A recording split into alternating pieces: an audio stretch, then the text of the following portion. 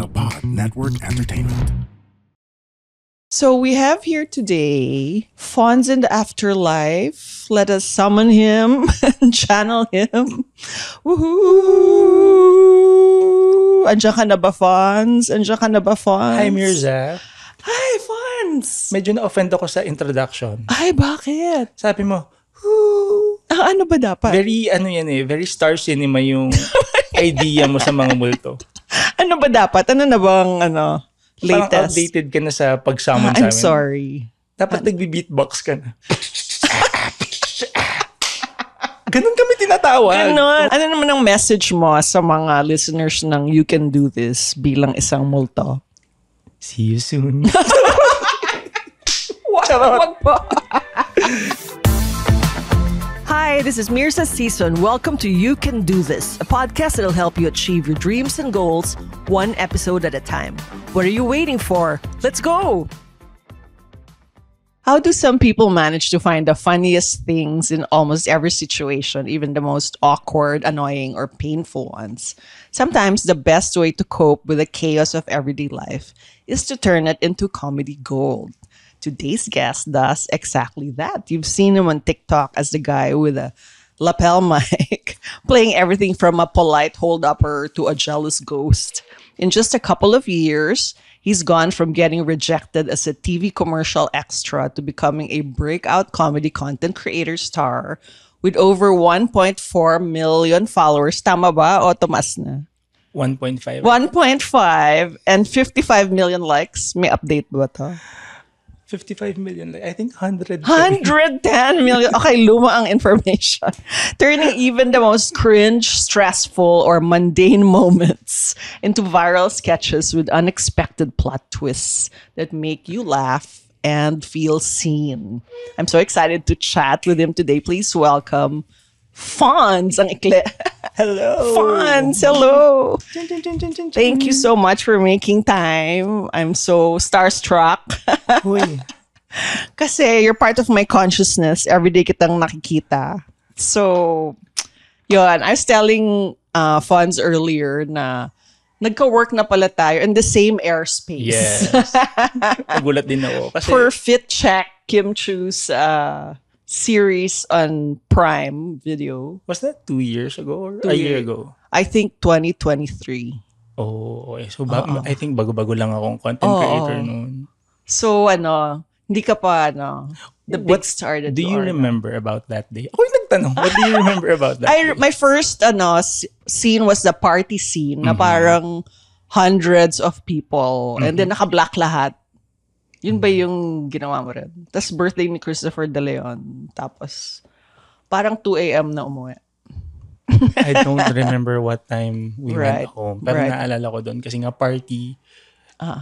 Parang yung threshold ko sa lights and sounds medyo mababa. Parang feeling ko, oh my God. Parang isa yun sa mga time na napaisip ako, is this for me? Oo nga. Is showbiz for me? Charis. Anong feeling mo na extra ka nun and then fast forward to just 2 years? Look at you now. Di ba? Making Ma'am Charo do dares. Yung time na yun, I think, kasi ako yung parang feeling ko, sobrang bilis kong maging grateful sa mga nangyayari sa akin. So okay. just to be in the same space as Kim Chu and Right, Jake right. and with all the other influencers, like, yung kaya lang, hindi ko alam na nandun ka pala. Pero during that time, every time, even until now, pag may nangyayari sa akin, lagi ko naiisip, oh my God, I've always dreamed of this. I've always dreamed of being a part of this industry. So, kahit maliliit na bagay, lagi akong, kahit yung kay Ma'am Charo. Oo. I mean, to think na medyo marami-rami na naman ako nakasalamuhang big stars. Of course, Ma'am Charo is Ma'am Charo. Right. When I was doing that, laging may nagboses sa utak ko na, Fonz, this is it. Parang, Galing. Parang laging I mean, I don't take anything for granted. Kahit, kumbaga, sanay na. I'm always thankful na I'm still doing this. Right. Akala mo naman. I'm still doing this. Akala mo naman. Parang hindi 2 years lang, no? So briefly, pakikwento yung timeline of like, from extra 2 years ago na 3 hours late sa call time to today. paki-unfold ng mga pangyayari. Yung time kasi na yun, ayun, I don't consider that as extra talaga. Right. Meron akong experience na literal na extra ako for a movie na hindi natuloy. Okay. Anong year to? 2013, 2014, Oh my gosh, something ganun like that. kaaga. And Okay. ito yung talaga yung mga naririnig mong buhay extra. So, okay. pupunta ako sa somewhere sa vicinity ng ABS. Pipick upin ng van doon, 4 a.m., Oo. 3 a.m., ganyan. Tapos, nasa van lahat kayong mga extra. Pupunta kayo dun sa location, which was in Batangas. Tapos, maghahanap ka ng spot mo Oo. to make tambay. Oo. So, tumating kami doon, I think, 5 a.m. Minake-upan. Ang role ko as an extra was yung babarilin ng mga Kastila, something like that. So, madumi, may mga putik-putik, something like that. Tapos, tandang-tanda ko to, 16 hours ako naghihintay. Oh my God. Nasa ilalim ng puno. Kasi may tent naman for the extra. Pero yung extra, nasa 100 plus. Okay. So pagdating mo doon, may mga bata, matatanda. Parang okay, sa inyo na yung aircon. Ako naman parang kabataan. Kaya ko naman magtiis.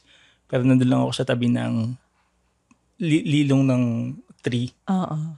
Tapos hinihintay ko. Anong iniisip mo nun? Kasi Ilang nga, ganito? feeling ko hindi ko talaga kaya nang nakaupo at naghihintay. So every time na nasa mga taping ako, parang iniisip ko lagi, hindi ko kaya to. Hindi ko kaya.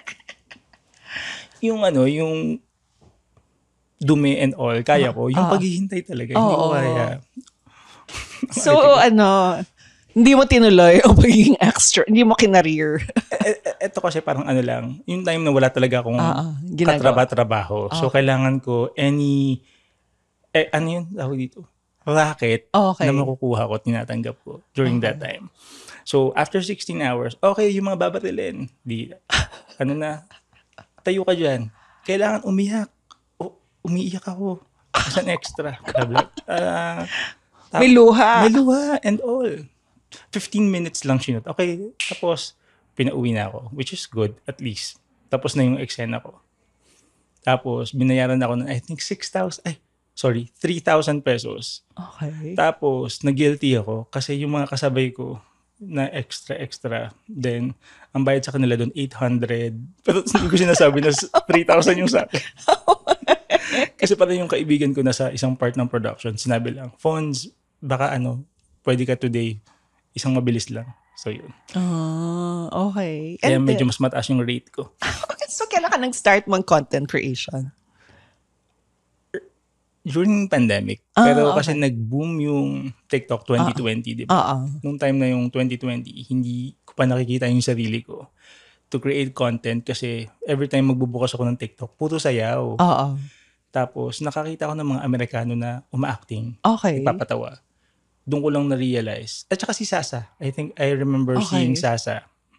Sabi ko, pwede pala itong mga ganito. Yung comedy and McCoy dubs. Okay. So, parang naging inspiration ko, not because it's TikTok, you have to dance. Right. Maybe you can entertain. Right. Tapos nag-try ako. Tapos? Yung story naman, ginawa kong location. Ginawa kong location yung TikTok to practice my acting. Okay. Kasi during that time, parang may gagawin nata akong acting project with a friend na hindi natuloy. So, acting lang ako ng acting sa TikTok with I think less than 100 followers. Nung hindi natuloy yung gig, yung TikTok ko naman yung nag-boom kasi apparently some people like what I do. Sabi ko, ito na lang itutuloy ko. So, pero yung mga pinopost mo, skits na o hindi pa? Skits na sobrang pangit. Nag-boom di ba? Nag-boom, I think. Pero parang nagki-cringe na. I mean, cringe pa rin naman yung ibang skits ko until now. Right. Oo, talaga. Hindi So ano yung turning point na sabi mo, oy, funny pala ako. Ayan. Kasi I've always been funny in my class, sa work. So ganyan. ano ka, class clown? Class clown. Okay. Pero, hindi ko alam na, like, larger audience would appreciate the humor. Kasi Okay. diba, pag you're funny sa friends Right.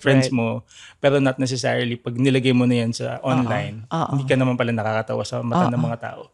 Nung nag-start na ma-appreciate ng mga tao, even like celebrities, yung mga content ko, parang, Namely, Pia Wurtzbach. Pia, si Diba? Pia talaga yung parang feeling ko. Siya yung turning point. May, Or siya- may na-appreciate siyang content na nag-flop. Yung ba yung hold upper? Na nag-flop. Okay. May idea ako sa utak ko na parang, oh my God, this is so funny. Tapos pinost ko, nag-flop. Tapos nag-comment si Pia na parang tawang-tawa siya doon. Sabi ko, oh my God, if it works for Pia, ibig sabihin, it just did not reach the right audience. But still, yung belief ko dun sa content na yun was funny.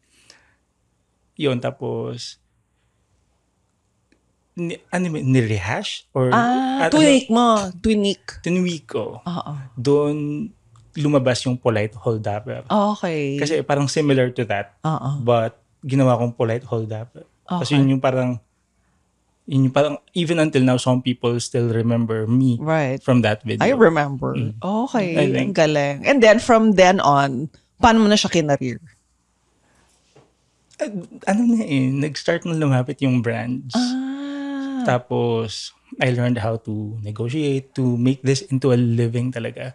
Tapos, na-realize ko, I need to respect what I do. Bakit dati hindi mo Kasi nirespect? diba parang for fun lang. So parang if it's paying the bills, it's improving my life. Right. Ano ba tama? Improving my life. Parang Tama. nakatulong siya sa finances ko. Oo. I need to pay attention to this more, to love this more. Kasi nung nag-start ako, there's always this voice in my head, for fun lang yan. Pag hindi yan natuloy, okay lang yan. Tapos pumasok na yung pera. Pumasok na yung parang, oh my God, I need to take this seriously. So, paano mo siya tinake seriously? You mentioned that you're still a one-man crew, di ba? So, pero paano mo streamline yung workflow para maging consistent? Okay. When I was starting, lalo na pagka nakaramdam ka na ng, nagva-viral yung videos mo, inevitably, mararamdaman mo, parang you're trying to be, kung ano yung viral ngayon. Hinahabol mo. Inisip, oh my God, this is not authentic. Stressful. This is not authentic to who I am. And parang nararamdaman din ng mga tao na, So, sumubok ka mag-ride ng trends? Oo, kasi ang trend noon is yung mga school. Mga Okay. classroom. Okay. Sa loob-loob ko, utang na loob. 30 anyos na ako, hindi ko na maalala yung nangyari sa school. Okay. Tapos minsan gagawa ako ng content about school kasi yun yung mga nagva-viral. Hindi ko alam, this is not me. So mag-stick na lang ako sa ginagawa ko, which is weird na parang saan galing tong kwentong to. Kasi ganun din naman tumakbo yung utak ko. So it's easy for me to come up with a content. Ano yung mga weird besides multo, hold up, or ano pa? Gusto ko lagi na parang randomly kumakanta yung mga tao. May mga bagay na nangyayari na hindi dapat mangyari. Like for example, lawyer na in the middle of the courtroom. Yes, I saw that. Kumanta. Parang doon ako tawang-tawa. Even pag mga nakakita ko ng mga ganong skits sa ibang shows, parang, bakit? Ba't kailangan kumanta? Paano naisip yung mga yon? Hindi ko alam. Bigla na lang dumadating. Tapos pag dumadating, parang nabasa ko na pag dumadating, kailangan mo i-shoot ka agad. Kasi mawawala. Like, 3 days ago, may naisip akong skit. Nakahiga na ako. Tinatamad na akong bumangon at mag-shoot. Kasi pag nag-shoot ako, naka-makeup ako. So magme-makeup ka pa. Hindi ko na kaya mag-makeup. Patutulog na ako. Pero tawang-tawa ako. Parang nagigigil ka habang nasa kama. Ganun. Ang galing naman. You can entertain yourself. O tapos? Pagkatapos, the following day, isushoot ko na. Wala na. Hindi na ako I mean, I still remember. Pero parang, wala na yung cadence. Is that the term? Kasi parang may may timing and all. Parang may rhythm yung... Nawala yung moment. Nawala yung moment. Inisip ko, okay, it's not gonna work anymore. So parang for me, mag-work talaga siya if right then and there, ishoot ko. Kaya mahirap sa akin. Unlike Philip Nagsa-schedule siya di ba? Tapos may notebook siya. He has a script. And for example, sa brands, sobrang benta lang mga brand endorsements niya. Kasi he knows how to create like a whole story. on paper. Ako kasi parang most of my skits na napanood nyo, Walang script. walang script. Tapos kung ano lang yung masabi ko during that time. Kaya Kaya parang ang natural. Well, actually natural. ngayon, pag sa akin, sa brands, requirement ng brands na fonts, you have to create a script. Kasi may keywords sila, di ba? Then they need to approve kung pasok ba paano to sa yun? brand namin. Hindi, ganyan ko na, tatype ko na, isasend ko na. When I'm typing it, natatawa ako. Tapos pag na-approve nila after 5 days, 6 days, pag binasa ko na ulit, ano to? Hindi ako natatawa. Ito na yung na-approve nila. So I have no choice but to create the skit. Kaya parang sobrang bilib na bilib ako kay Philip. And not just Philip, may maraming content creators na magagaling sa scripted script. So you're more spontaneous. Oo. Kasi hindi ko nga parang I don't consider myself as a comedian. Kasi comedians, di ba, yun yung work nila. They need to create. Right. Ako kasi more on, I think I'm just a funny person. You're just a funny person making money out of... Ko parang, ayun lang, nakakatawa lang ako with mga casual conversations. Pero turning it into a script, parang not my greatest strength. Hui! Have you been approached to do like, for example, stand-up comedy or mga show? Once, pero nanood kasi ako ng stand-up comedy 2 weeks ago. Magaling sila eh. Parang nagigets. Although, parang pag nanonood ka, as an audience and as a person parang who does comedy, may mga parang uy, kailangan i-push niya pa yung joke na yun. Ganun. So feeling ko right now, hindi ko pa kaya. But eventually, parang feeling ko kaya ko siyang aralin. Okay. Yung more structured. Yun yung term, my God, structured. So nabasa ko rin that you're actually an introvert who was bullied as a kid. Nakakaloka yung bullied, yes. Pero Tama ba? Pero totoo po. Pero yung bullying didn't come from me being an introvert. Oh, okay. Not related. Because of my sexuality. Oh, okay. Ang soft boy nung elementary. Pero yung introvert ko, naging introvert na ako ng college. Okay. Nung high school and elementary, parang hindi. Okay. And then, you used humor as a way of coping. Or, I mean, kung naging class clown ka. Ngayon ko na lang na-realize na I use humor as a way of coping. Kasi, mabilis gumaan yung pakiramdam ng mga tao sa mga taong funny. Mahirap i-bully yung ganun. yung bata ako. Yun, because nga of the being a soft boy in school. Right. It's parang bading. Oo. And then, nung bata ka, bida-bida ka raw and laging nagpa-perform. Ano mga pina-perform mo? Ano siya bida-bida kasi na puwersa. Oh, na-perform. Sige, You sing! Nagde-declamation ako. Okay. Ayoko nang pinagaganon ako. To get it over with. Pag sinabi nilang, oy, Aldrich Aldrich yung real name ko. Aldrich mag-declamation. Walang pilitan. Okay. Tatayo na ako dyan. Tatapusin ko na kagad. Para lang matapos na utang na loob. Ayoko nito. Tapos na-realize ko, nakakatawa pala siya. Pag hindi pinipilit. Kaya nga kailangan yung work mo spontaneous. Yes. So, paano na yung creative process mo kung ganun lagi? Sustainable ba yun? Okay. I think 3 weeks ago. Lagi may timeline. 3 weeks ago. Nakaramdam ako ng blockage. Oh. Tama ba yung term? Creative blockage or something.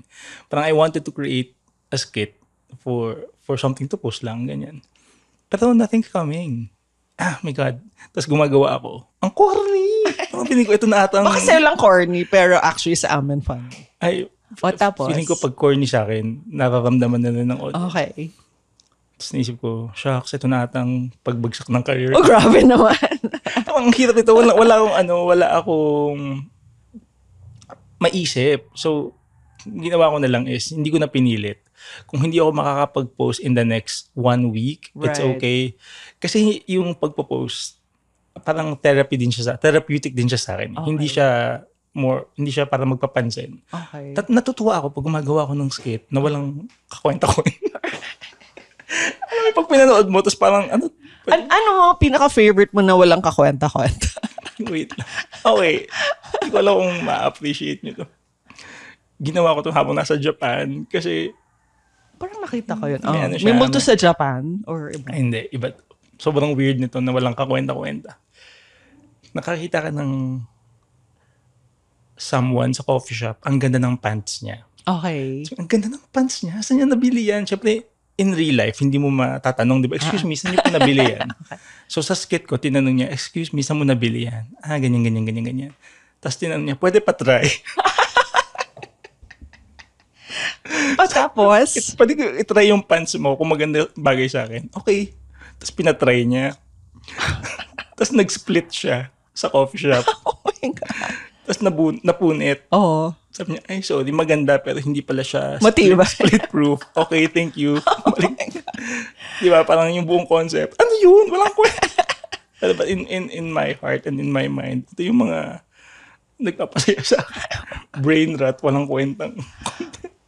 Kumusta naman yung performance nung post na yun? Pangit. Pero at least natuwa ka. Hi, I'm Joelle. I talk for a living and I'm an overthinker. Life keeps going and the questions keep coming. But I hope you find comfort in the fact na hindi ka mag-isa. Ang dami nating overthinker, no? Sa ups and downs, twists and turns ng buhay, paano kung ituloy lang natin ang paghanap ng kasagutan? Ready? Tara! This is Joelle's podcast. Paano kung? Powered by the Pod Network. So you've been very clear about ano yung no-nos mo, diba? Like body image rape and domestic violence. Tama. Nagulat ako, may gumagawa ba ng mga... Ay, body image, maraming magko-content about. Oo. So paano mo din-decide yun? And, not much of a decision, but it's like, morally sa sa sarili ko. Right. Like, hindi na siya na-question eh. Like, I'm not gonna talk about that. I'm not gonna make that as a content. Right. Parang ganun lang. I'm glad naman kasi parang our culture can be very insensitive and So, what do you think makes a joke work without being offensive? Like your jokes, they're not offensive and they're usually about wala lang actually. I think one thing about comedy na I learned from someone is you find something funny pag nakakakita ka ng something na hindi dapat nandun. Does that make sense? Yes. And lagi ko siyang, parang pinanghawakan ko siya. So, For example. white lady na nagrereklamo. Okay. Tama. May incongruous element. Yes, diba? exactly. Okay. That's the term I was gonna use. Gusto ko yung mga multo na nag-aaway about... Di ba?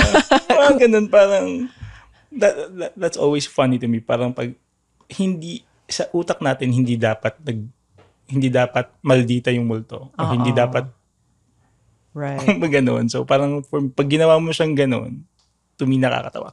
Hold up, it's not supposed to be polite. Yes. Mga ganon. Or magbabargain. Ganyan. Okay. In a world full of daming gaya-gaya, how do you keep original and fresh?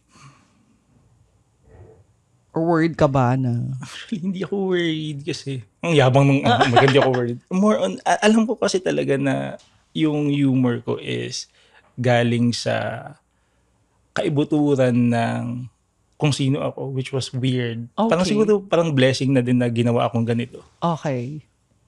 Kasi so far parang wala pa naman ako nakikitang Ganun ka weird. ka weird and ka I don't know the proper term, pero parang walang kwenta.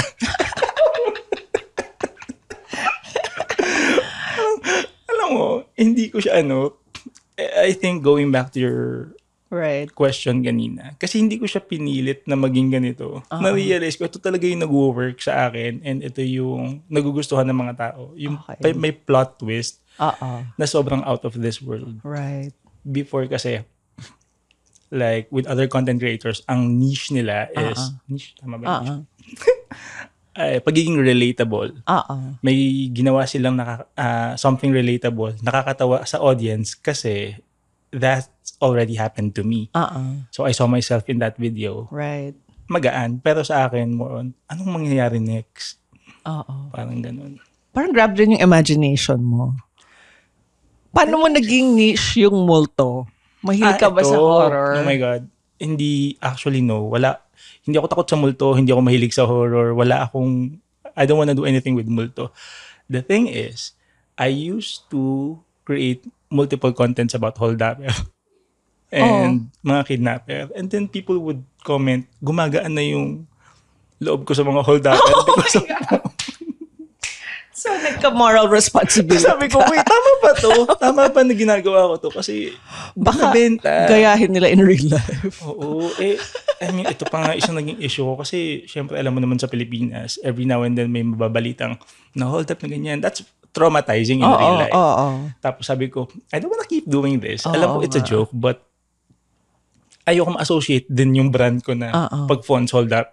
Tama. Sabi ko, ano ba yung pwede kong gawin na makaka-relate or parang maiintindihan naman, easily digestible by audience, pero hindi naman ganun ka-extreme. Okay. So, gumawa ako ng multo and nagpatok siya. Tapos, yun, ginawa ko lang ng ginawa. Ano yung unang multong ginawa mo? Wala, hindi ko maalala. Hindi mo maalala. Pero naalala ko when I think I was just a few months old as a content creator. Zombie. And hindi siya multo. Pero zombie, nag-audition ka na maging extra sa isang zombie movie. Okay.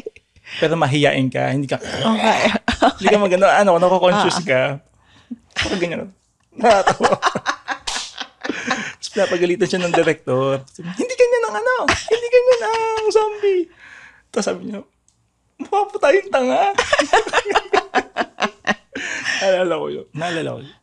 Yun. Isa sa mga parang out yung element. Ano yun? Elemental? Elemental theme. Oh, okay. Ano pa, meron ka bang na-foresee na next themes or in-explore? Okay rin yung bed spacer. Gusto kong gumawa ng nagki-cringe kasi ako pag sinushoot ko ng love story. Kailangan may plot twist or Kailangan weird may plot din. twist. Pero kasi pag when I do the lalaki voice, nagki-cringe ako. Parang yung papogi. Pamin. Paano ba yung? Kasi naman, Galing nga eh. pagka pinapanood ko na yung sarili ko, parang ano bang nangyayari sa akin? Pero gusto mong gawin? Gusto ko kasi Baka. feeling ko bet naman siya ng audience and also bet ko rin naman yung mga love story na may plot twist. Oo. Paano naman nag-start yung mga plot twist na yan na nagre-request na yung mga tao ng plot twist? Yun talaga, nag-start na rin ako mabore sa mga skits ko before. Okay. Parang to entertain myself, I need to add something na ako yung matutuwa. Tapos nung natuwa ako, Tinuloy mo. naisip ko parang medyo weird pa to kasi yung mga medyas na nagsasalita. Something Tapos na-appreciate ng mga tao. Oh my God, nagigets nila. I mean, tapos yung tinuloy-tuloy ko na. Tapos yung nagre-request sila ng plot twist, even until, kasi tinigil ko na siya. Oo. Yung okay, mababasahin tayong skit suggestion, ganyan. Kasi minsan magbabasa ako. Ang dami ng message na binabasa ko yung mga requests nila. Pag may nag-click na ito, gusto ko, yun ang kagad gagawin ko. Minsan yung mga nire-request nila, sobrang hirap gawin. Parang, shoutout to dun sa nag-suggest. Gusto kong gawin, kaya lang nahihirapan ako. Yun sa Exorcist. Okay. Pero, nasa double deck. Di ba yung Exorcist daw, lumulutang? Nasa ilalim siya. Hindi siya makalutang naman. Hindi ko, nakakatawa. Kailangan mo ng double deck. Kaya pwede naman siya sa green screen, pero tinatamad ako i-edit. Ipapark ko muna yung idea mo, but I like it. Magagawa mo rin yan. Right. Ano yung mga plot twist sa sarili mong buhay? Ang dami. Yung pagpasok ko kay Miss Chris, I think that's the biggest plot Maybe twist. let's tell them. What did you do okay. for Miss Chris Aquino? I used to be a part of her team when she was doing vlogs on YouTube. This was circa 2017 until 2020. Right. I think, yeah. So, plot twist ko siyang masasabi kasi I was unemployed and I really didn't know what to do with my life during that time. 2017, I came from Singapore. Nag-fail yung job hunting ko doon. Okay. So pagbalik ko dito, naubos yung pera ko and didn't have a job. Tapos gumawa lang ako ng meme, again, related to comedy, Tama. that kind of went viral. About her. About her. Yung job interview.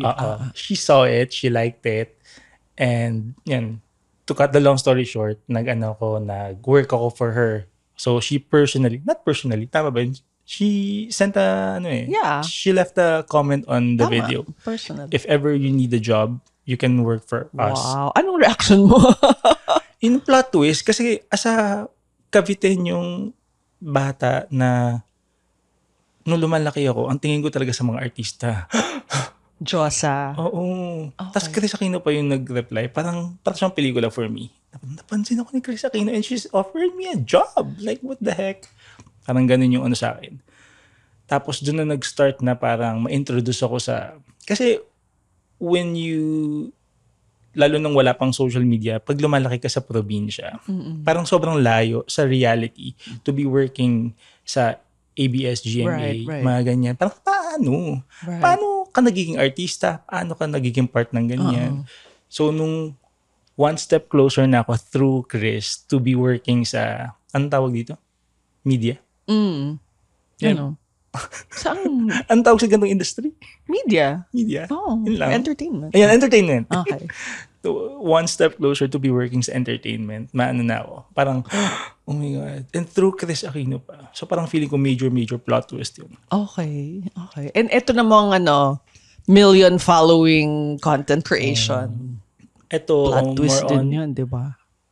Or did you expect? iba kasi yung plot twist sa Blessing. Parang ito Blessing talaga. Yung, kasi hindi lang siya through money. I mean, Right. ano ba, monetary.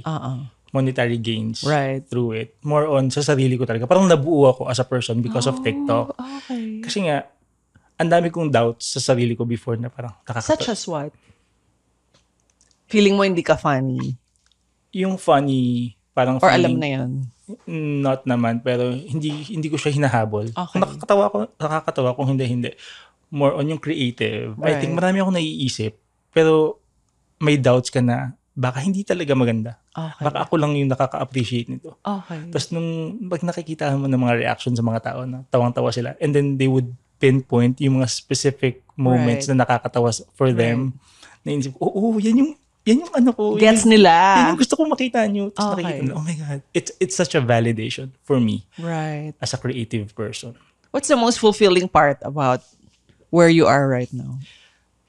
I'm gonna be honest, yung kita. Okay. Kita talaga. Kasi judging from where I came from, malayong-malayo na yung... Wow. Anong Yung- sample ng Hindi naman sa pagmamayabang, but just to show the contrast, for example. Like, ano yung paghihirap mo noon and then ngayon may ginawa na ganyan.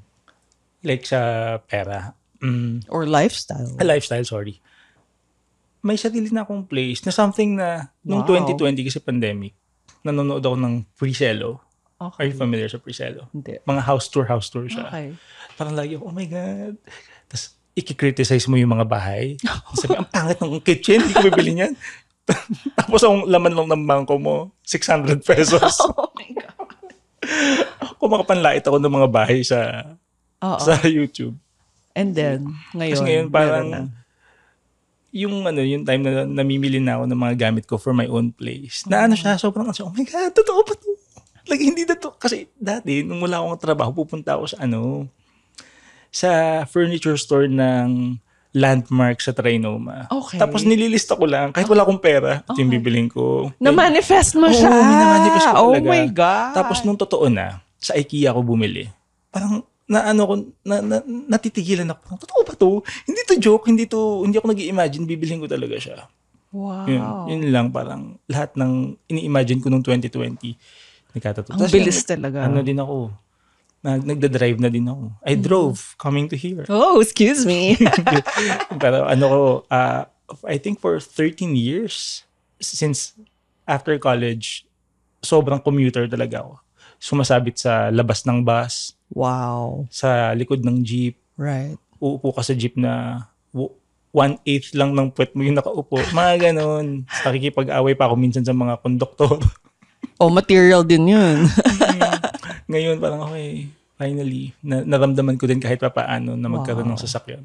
What do you wanna say to aspiring creators na sobrang may imposter syndrome or sobrang takot mag-try? Anong mabibigay mong advice? Baka may plot Kasi twist. baka minsan, papasok kayo sa pagiging sa influencer world, thinking na, ang tawag dito? Pera. Kita ko ng pera, ganyan. I mean, hindi naman siya masama. Right. Pero you have to stay true to your core talaga. Isipin mo muna, ano ba yung ma-offer ko? Bakit ako magiging influencer? Ano bang ma-offer ko? Tapos, di alam mo na yon. Okay, I know things about math. Okay, gumawa ka ng video about math, pinopost mo lang, tapos nagkaroon ka ng mga 5 audience who believe in you. Then mag-start ka lang doon, tapos i-grow mo, i-hone mo yung skills mo creating videos. Pero wag ka kagad mag-isip na parang, boom, nag-start ako mag-upload ng video, kinabukasan lalapit na yung mga brands. Sometimes it really takes a while. Kasi minsan napansin ko din sa ibang content creators, lalo na yung mga matagal ko nang fina-follow, minsan talaga na, sila, yung iniiba nila yung nila? Yung branding nila. Parang feeling ko may hinahabol sila. Parang, oh my God, parang they're not being true to themselves anymore. Sometimes it works. Kasi minsan may nag-iba ng branding, tapos biglang, tsaka sila nag-boom. Pero right. I don't know how often that works. Right. Sa akin lang talaga, feeling ko nag-work even until now. Kung ano talaga yung nagpapasaya sa aking video, dapat ako yung unang masaya. Ako yung unang matatawa. So kung may brands na may pinupush, tas hindi okay sa'yo. Yeah. Baka natawa ka. Yan ang kaibahan sa akin sa ibang content creator. I know a lot of content creators na they're very firm when it comes to that. Oo, kasi parang medyo mahihain ako. Pag sinasabi ng brands, once gusto namin gawin mo to, parang kakamot ako sa ulo. Okay, sige po. Kasi ganito yan.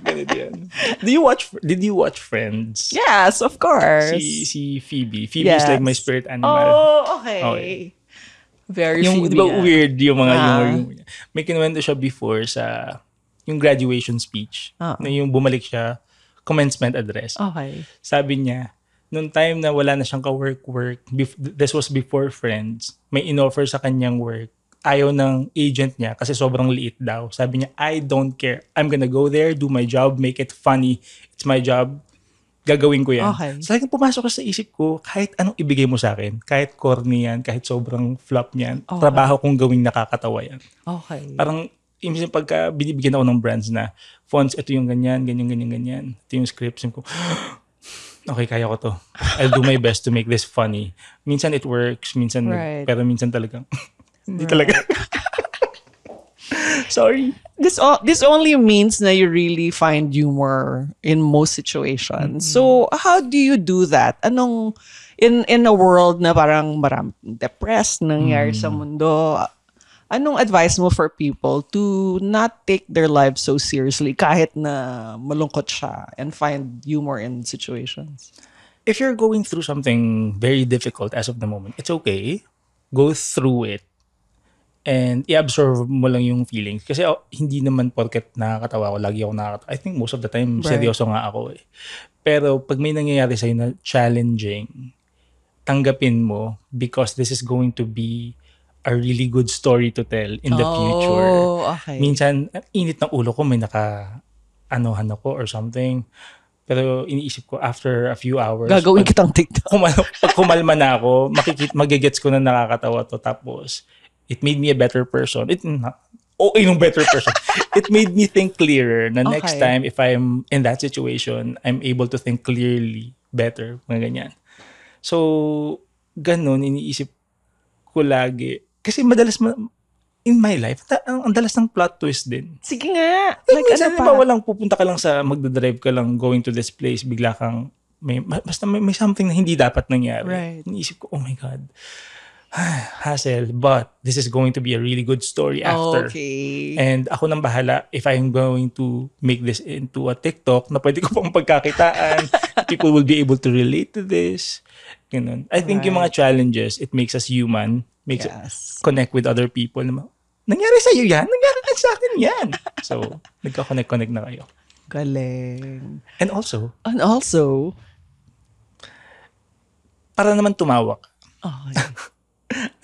Alamin mo kung ano yung nagpapatawa talaga sa'yo. Di ba? Ibang type of humor tayo. Ako, natatawa ko sa humor ni Kristen Wiig. Yes. So Galing niya. minsan, pag may mga ano talaga ako, down moments, panonoodin ko yung Bridesmaids and yung interview niyo kay Jimmy Fallon. Okay. Grabe. Siya talaga yung isa sa mga comedian na yung hahagalpak talaga ako ng tawa. So sinisave ko siya for my... pag down na down ako, hindi ko siya madalas pinapanood.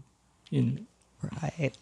So, pwede ba tayong mag-experiment ng some kind of impromptu plot twist skit or God, some ano yan? kind of I don't know. Magbibigay ka ng topic? Bibigay ba ako ng topic? O sige.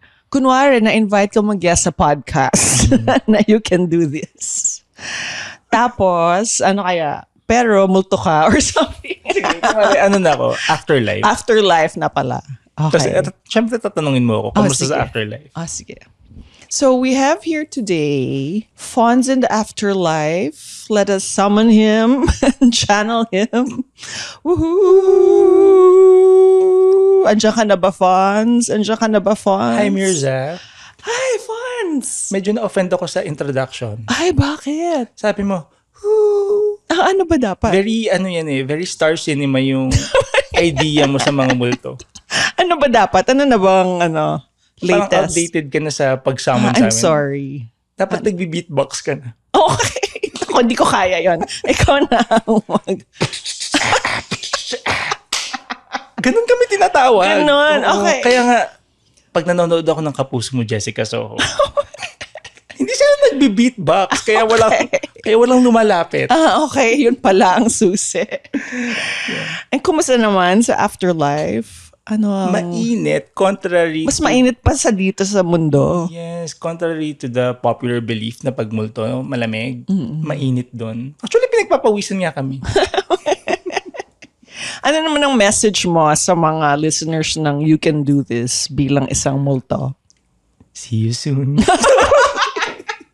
Wag po. Don't be afraid. Don't be afraid. Don't be afraid. You can do that. You can do that. You can do this and shine. Sorry, medyo hindi matalino yung na-summon mong multo. Pwede na rin. Galing. Thank you so much, Fonz. Where can our viewers and listeners find out more about you? You can find more. You can find out more about me through my channels. Yung handles ko iba-iba. Oo nga Instagram. Nalito nga ako eh. Sige nga, It's- paki-enumerate. Instagram, Fonziru. Facebook, Fonzie. TikTok, Fonz. Tapos walang ni isang page na verified.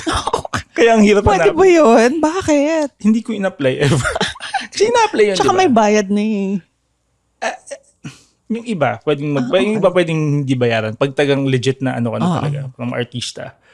Pero kasi ako, never ko siyang in-apply. Kasi nga part pa to nung sinabi ko kanina parang, hindi ko to saseryosohin. Ano lang yun, MM lang. Okay. Tapos nung medyo sineryoso ko na, naging mahirap na daw yung process to get a verification badge. So, hinayaan ko na lang. Hindi mo na kailangan ma-verify dahil na-verify ka na ng mundo.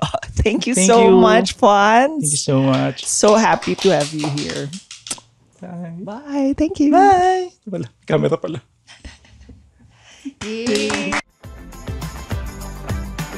Thank you for listening to You Can Do This. If you want to know more about me, visit Mirza.com. That's MYRZA.com. And follow me at Mirza Season on Instagram, Facebook, YouTube, TikTok, Twitter, and LinkedIn. If you like this episode, please don't forget to rate it 5 stars. Hit the follow button on your podcast streaming platforms and hit the notification bell to get alerted every time we release a new episode. Catch you at our next convo, and always remember, you can do this.